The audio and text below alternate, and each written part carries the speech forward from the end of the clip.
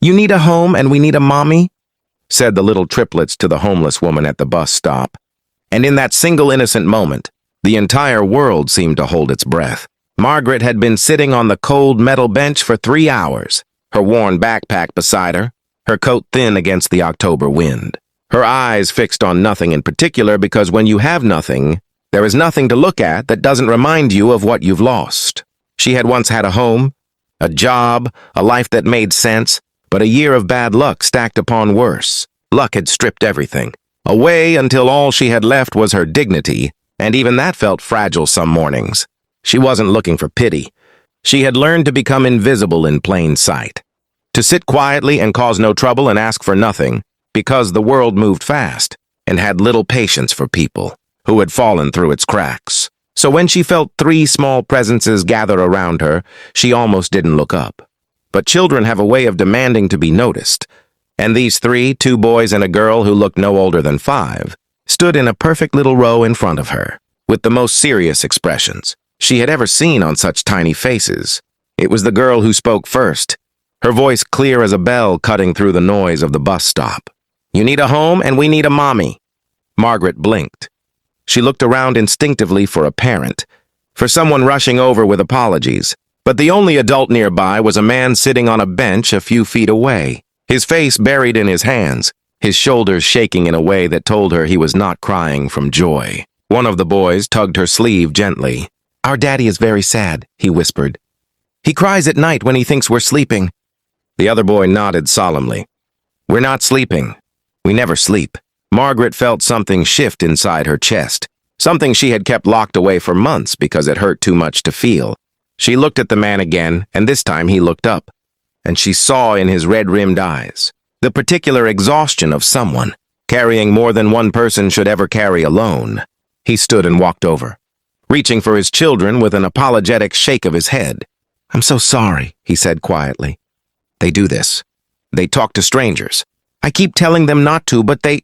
He stopped. He seemed to truly look at her for the first time, and she saw no pity in his eyes, only recognition, the way one tired soul recognizes another.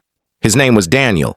He sat down beside her while the triplets arranged themselves on the bench between them, as though they had planned the whole thing, which Margaret was beginning to suspect they had. He had lost his wife 14 months ago, he told her. A sudden illness, no warning. And he had been trying to hold the pieces together ever since, working 2 jobs, raising 3 5-year-olds who were old enough to know something was missing. But too young to understand why. He had come to this bus stop today after losing one of those jobs, and he had sat down and put his face in his hands and tried to figure out what came next. Margaret listened. She hadn't truly been listened to in so long that she had forgotten what it felt like to have someone genuinely hear her, and so she gave that gift back to him, fully and without interruption. When she finally spoke, she told him only a little, enough for honesty, but not enough for drama, because her story was her own, and she was still learning which parts of it to share.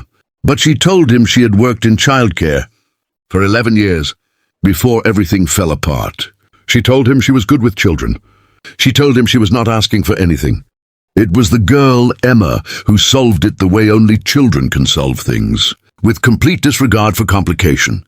She climbed into Margaret's lap, wrapped her small arms around her neck, and said, You smell like outside. We have a warm house. You can come. Daniel looked at Margaret. Margaret looked at Daniel. Neither of them said anything for a long moment, because some things are too fragile for words and too real for rushing.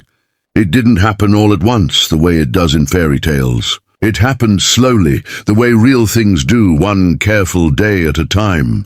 Margaret came to help with the children while Daniel worked, and the house that had felt hollow began, room by room, to fill with something it had been missing. And the woman who had sat invisible on a cold bench, certain her story was ending, discovered it had only just begun. If this story touched your heart, please like, share, and subscribe to Kindness Corner Stories.